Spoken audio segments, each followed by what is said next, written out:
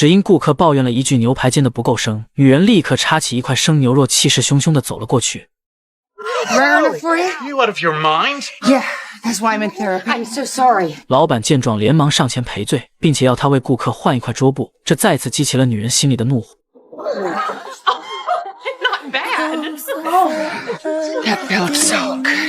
他明明只是餐厅里的一名厨师，却连老板都要看他脸色行事，只因为他有着旁人难以企及的高超厨艺。女人名叫凯蒂，是纽约曼哈顿区一家高级餐厅的女主厨，长相甜美，性格火辣，以极佳的工作效率和决策能力掌理厨房内部的大小事宜。她对工作认真负责，事无巨细的亲自过问，从准备美味酱汁、调味到烹煮食物，每一个细节都要求尽善尽美，不允许有一点瑕疵。精湛的厨艺也让凯蒂成了餐厅的金字招牌，吸引了无数饕客前来品尝美食。几乎所有品尝过她厨艺的顾客都会发出由衷的感慨，赞叹凯蒂的菜肴如同艺术品一般精致，可有时也会遭到一小部分人的挑刺。每当这时，凯蒂都会和顾客当面对质。It's nothing to be ashamed of, honey. Even the best stumble over foie gras. There's nothing wrong with this. It's precisely comme il faut. What is that supposed to mean? Comme il faut, as it should be. 140 degrees in the oven, 80 degrees water temperature for 25 minutes, not too long, not too short, with the perfect touch of pink. Honey. 听完凯蒂的话，顾客愤怒地离开了餐厅。老板对此异常生气，但也无可奈何。他深知自己的餐厅能有如今的名声，全都仰仗着眼前这名主厨的厨艺。可为了凯蒂能够抑制住暴躁的情绪，老板仍是为他安排了一名心理医生，希望能借此改变凯蒂的脾气。可凯蒂的情绪非但没有丝毫的转变，反而愈发古板严肃，将小小的厨房当作自己生活的全部，更加全身心地投入工作。可就在凯蒂的事业蒸蒸日上时，一通电话却将她的生活彻底打乱。电话的那头是医院，家属的名字是她的姐姐。当她匆匆赶到病房时，等待她的只有病床上的外甥女。看着眼前不算亲近的小姨，佐伊强忍着泪水，问出了一个早已知晓答案的问题。 Where's Mom? Is she dead? Yes, Yes. 听到凯蒂的话语，佐伊忍不住失声痛哭。凯蒂强忍情绪，轻声安抚外甥女。另一边，餐厅因为失去了主厨而陷入停摆。就在同事们议论着谁会接替凯蒂的位置时，凯蒂却拖着疲惫的身躯走进了餐馆。老板本以为他会借此休息几天，可凯蒂却穿上了工作服，如往常一般开始了工作。可嘈杂的后厨环境却让他始终心神不宁。曾经令凯蒂痴迷的工作，也没有了如往常一般的吸引力。凯蒂的心中只剩下了悲伤，难以言喻的伤痛令他不得不躲进储藏室平复情绪。可就在他看到姐姐生前写下的信件时，他再也无法压抑内心的悲伤，泪水瞬间夺眶而出。信件是姐姐在生下佐伊前写的。姐姐信上写道，如果自己哪天出了意外，希望凯蒂能够代替自己照顾佐伊，姐妹俩是彼此唯一的亲人，只有凯蒂能够如同自己一般的爱佐伊。老板看出凯蒂现在的状态不适合工作，当即走进储藏室。 Kate, I want you to take a week off. That's not a suggestion, it's an order. 就这样，凯蒂将佐伊接到了自己家，在为姐姐举办了一场简单的葬礼后，两人正式开启了相依为命的生活。可佐伊似乎并不是很好相处，为了哄佐伊开心，凯蒂特意买来了她钟爱的玩偶，摆满了整个房间，想借此治愈佐伊受伤的内心。可佐伊却一直很消沉，整日抱着和母亲的相册独自神伤，而凯蒂也不会和小孩沟通，连接送佐伊上学都是手忙脚乱。而她精心制作的美味佳肴，佐伊也毫无兴趣，一口没吃就返回了房间。这让凯蒂开始担心自己究竟能不能照顾好这个外甥女。心理医生建议她可以给小孩做一些好吃但不高级的便当，比如油炸的冷冻素食。可凯蒂却立刻回绝了这份提议，自己和姐姐的童年十分不愉快，整日都靠着这些食物充饥。她不希望佐伊的童年也是如此。一周的休假很快结束，可当凯蒂再次回到餐厅，却发现后厨多出了一位新厨师。与凯蒂冰冷孤傲的性格不同，新厨师显得幽默且随和，不仅在后厨放着欢快的意大利音乐，而且还跟着音乐的节奏向四周的厨师们下达着各式各样的指令。这种随性的工作态度跟个性严谨的凯蒂简直是南辕北辙。凯蒂不由得感受到了一阵危机，当即向老板表达了自己的不满，让他开除这个看起来吊儿郎当的男人。可老板却没有同意凯蒂的请求，他认为厨房里的工作不是流水线，不应该一直死气沉沉。新厨师尼克身体里蕴含的活力能完美的带动同事们的热情，可以更好的提高大家的工作效率。他还告诉凯蒂，尼克是纽约厨师界的新星，有很多餐厅抢着让他去当主厨，可他却因为仰慕凯蒂，希望能得到和他合作的机会，而而选择来到这里当副主厨。然而凯蒂却对尼克没有丝毫好感，他只觉得对方的存在会让自己的地位受到威胁。为了缓和跟凯蒂的紧张关系，尼克特意为他做了自己拿手的意大利面，可凯蒂却说自己从不吃晚饭。看着自己的好意被无情拒绝，尼克走到凯蒂身边，诚恳地告诉他，这是自己祖母留下的手艺，专门为凯蒂而做，希望他无论如何都要尝一口。听着尼克满是诚意的话语，凯蒂不耐烦地腾出手，象征性地吃了一小口。为了和尼克划清工作界限，凯蒂故意在工作时将清单一分为二，大家分工明确，互不干涉。可尼克却没有看懂凯蒂此举的含义，依旧不停地在她身边徘徊，甚至在凯蒂专心为甜品摆盘时故意凑近，导致凯蒂分心，将精心设计的造型捏碎。这让凯蒂不由得大为恼怒，谴责尼克没有边界感的行为。This is my kitchen. I've worked really hard to get here, and I'm not going to let you take it away from me, okay? And what makes you think I want to take it away from you? What else could you possibly want? 说完这些话后，凯蒂独自来到储藏室平复心情，可尼克也跟着走了进来。Look, I don't need this job. I can work wherever I want. I'd like to work here because it's an honor to cook with you. But I'd rather work somewhere I'm welcome. So if you want me to go, you just say the word. 为了不再让凯蒂担心，尼克决定辞职离去，同事们都十分不舍。而明白了尼克想法的凯蒂也十分愧疚，他收回了对尼克的偏见，并且主动开口挽留。I want you to stay. Love to. But you never asked. 下班回到家后，佐伊已经进入梦乡，看着床上翻开的相册，凯蒂明白佐伊一直在思念着母亲，这让他的内心顿时充满了愧疚。作为佐伊在世的唯一亲人，自己居然连他生活习惯和各种爱好都丝毫不了解。于是，在第二天早餐时，凯蒂开始十分僵硬地询问佐伊各种问题。I mean, we're family, but I don't even know what your favorite color is. Red. Red?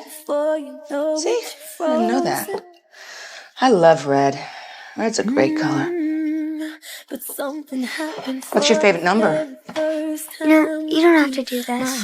看着佐伊懂事的模样，凯蒂的内心愈发愧疚。由于担心自己给不了佐伊足够的陪伴，于是在下午佐伊放学后，凯蒂直接带着外甥女来到了餐厅。餐厅里突然多出来了个孩子，同事们的话题都是佐伊。当说起佐伊不肯吃自己做的饭时，一旁的尼克将凯蒂的话暗暗记在了心里。他偷偷煮了一碗自己最拿手的意大利面，坐到佐伊的身旁，吃得津津有味，并且发出各种声音吸引佐伊的注意，然后借口自己有事，拜托佐伊先帮自己保管意面。意面扑鼻的香气让佐伊垂涎三尺，没忍住尝了一口，接着就狼吞虎咽了起来。这一幕恰巧被凯蒂看在眼里，他毫不吝啬地向尼克表达了自己的感激之情。下班后，凯蒂抱起熟睡的佐伊准备回家，临走时还不忘主动向尼克说了再见。Good night. 两人之间的关系也因为佐伊而缓和，并且悄然地发生了改变。从这之后，佐伊变成了餐厅后厨的常客，并且愈发得心应手。闲暇时，尼克也会教佐伊如何分辨蔬菜，甚至还会教他跳意大利舞蹈。在尼克神奇的魅力下，佐伊内心的伤痛渐渐消散。到了员工用餐时间，连习惯性不吃晚餐的凯蒂也会在佐伊的助攻之下，将尼克精心做出的菜肴吃完，并且毫不吝啬地称赞。久而久之，乖巧的佐伊仿佛看出了尼克内心潜藏的想法，并且在生日这天向凯蒂说出了自己的愿望，希望能邀请尼克来家里制作一顿专属于他的意大利大餐。凯蒂将佐伊的想法转告给了尼克，尼克欣然同意。第二天，佐伊在家中兴奋地等待。当门铃响起时，尼克如约拿着一大袋食材登门。佐伊见状，连忙系上围裙，充当起副主厨的角色。凯蒂本想帮忙，可却被尼克拒绝。Tonight, Zoe and I make dinner, and only Zoe and I. Zoe? But I could help. But it's my wish. You cut me open the night. 等到一切妥当，佐伊敲门把凯蒂叫了出来，并且让她脱掉鞋子，闭上眼睛。等来到客厅后， Okay, open your eyes. Surprise! 今天的晚餐主题是非洲晚宴，三个人席地而坐，如同一家三口般品尝着美食。晚餐过后，三人还一块玩起了小游戏。不知不觉中，满身疲倦的佐伊进入了梦乡。尼克如同父亲般将他抱回了房间。接着，放松下来的两人开始一起收拾房间，并且交流起了各自的过往。尼克无意间询问起了凯蒂的感情生活，凯蒂没有遮掩，直言不讳地说自己只谈过一次恋爱，在4年前分手，原因是当时已经交往2年的男友提出想要同居，让凯蒂退掉自己的公寓，可这个请求却让她难以接受。原原生家庭的痛让他一直没有安全感，也做不到完全信任自己的爱人，只想拥有独属于自己的空间，也害怕自己被抛弃后会无处可去。说到这里，凯蒂转移话题，询问尼克是从哪所烹饪学校毕业。尼克告诉他自己并非科班出身，曾在意大利留过学，并且在米兰的一家顶级餐馆工作过几年。So how come you're not running your own kitchen by now? There's no need for that to come my way. So what would you do if you had your wish? I got my wish. 说话间，尼克从冰箱里拿出自己带来的提拉米苏，极力推荐凯蒂品尝。凯蒂嘴里说着自己不喜欢吃甜点，却在尝过之后不断赞叹，奶油也随着笑意残留在了嘴角。尼克轻轻擦去凯蒂嘴边的奶油，接着自然地送进自己嘴里，暧昧的气息在这一刻到达了顶峰，推动着两人不断向彼此靠近。在壁炉火光的照耀下，两颗心在无数的交汇点里找到了共鸣，爱情的火花也在这一瞬间被悄悄点燃，两人就此确定了关系。之后的日子里，两人过上了幸福的生活。他们会在下班后留在厨房，开上一瓶价值不菲的红酒，然后借着酒意了解真实的彼此，也会在夜晚相互品尝着对方制作的美味佳肴，并且用手中的餐具制造出暧昧的氛围，借此度过美好的一夜。而在闲暇时刻，他们也会带着佐伊一同外出游玩，一起在大街上拍摄亲子照，一起在菜市场挑选食材。佐伊成为了他们之间的桥梁，逐渐帮助凯蒂打开她的心扉，让她体会到爱，体会到轻松的生活，体会到除了食物以外缤纷色彩的世界。生活从此开始发生本质的变化，一切都在慢慢变好。然而，正当他们的三口之家也在慢慢形成时，尼克和凯蒂却在工作上产生了分歧。凯蒂逐渐发现，尼克在餐厅的地位逐渐升高，老板也总是当着他的面夸赞尼克的手艺，并且有意无意地无视凯蒂，甚至连餐厅的常客也开始点名要品尝尼克的手艺。尼克虽然极力照顾凯蒂的情绪，可凯蒂仍是会因为老板的态度而恼怒。晚餐时，老板来到后厨，说顾客十分欣赏尼克做的菜品，希望尼克能去谢客。尽管尼克再三强调每一道菜品都由凯蒂把关，老板却仍然坚持让尼克一个人去。She won't mind. She hates leaving the kitchen. Interesting. What else can you tell us about her? You know what? I'm not going to get into this. I don't care who goes out there, but if it is you, do me a favor and try not to stab anyone who complains. 听完这些话，凯蒂意识到了老板对自己的不满，于是将尼克叫到储藏室私聊。眼看已经瞒不住，尼克坦言，老板曾提议让自己接替凯蒂担任主厨。I knew I couldn't trust you. The moment I met you, I Kay, knew the I truth couldn't is that trust you you. can't trust anyone, can Well, you? that's right. You've never trusted anyone in your Well, entire guess life. what? Why should I when this happens? Why didn't you have the guts just to run your own kitchen, Nick? Instead of coming in here and taking over mine. Is that what you think? That's exactly what I think. They try to pull me away, but they don't know the You know, truth. My Kate, heart's crippled it's okay to let people in sometimes. but I keep 凯蒂早就把心门关闭，而尼克的关心让他重获温暖，但他柔软的心依然像含羞草的叶子一样，经不起任何刺激。话已至此，尼克为了证明自己的清白，选择辞职离开了这里。下班回到家后，家里的电话多了条留言。Oh, and for the record, I did turn her down. 听到这句话，凯蒂知道是自己错怪了尼克，可一向高傲的他根本不懂得如何向人道歉。往后的几天，凯蒂默默承受着对尼克的思念。聪明的佐伊察觉到了两人的异样，问他尼克为什么这么久都没有再来过。凯蒂这才告诉了他真相。How come you don't want to tell me? I'll be wearing this It's not that I don't want to tell Is he ever gonna come back? No, he isn't, sweetheart. 佐伊听后失望地回了房间。凯蒂看着女孩落寞的背影，说不出安慰的话，毕竟连她自己都不知道该如何摆脱这份悲伤。第二天一早，凯蒂呼唤着佐伊起床，可怎么也得不到回应。打开房门，却发现已经没有了佐伊的身影。她满大街的找人，可却始终没有发现佐伊。焦急万分的她拿出电话想要寻求帮助，可却不知道要打给谁。情急之下，慌乱的她只好将尼克视作了自己的依靠。尼克立马赶了过来，两人一起寻找佐伊。尼克提醒他，小孩子一般只会去熟悉的地方。听到这句话，凯蒂恍然大悟，佐伊很有可能是去了埋葬姐姐的墓园。两人火速驱车赶了过去，果然在这里发现了佐伊。原来佐伊的离家出走，是因为两人的关系恶化令他感到害怕，也让他回想起了当初失去母亲的孤独。为了缓解内心的恐慌，佐伊只好选择来到墓地看望母亲。处理完一切后，尼克将冷静下来的两人送回了家门前。佐伊邀请尼克上楼做客，可尼克却婉拒了佐伊的请求。下车后，凯蒂终于按捺不住内心的情绪，为之前自己激烈的言语向尼克道歉。Don't apologize. I actually want to thank you. I thought a lot about what you said about me not having the guts to go after what I want, and you were right.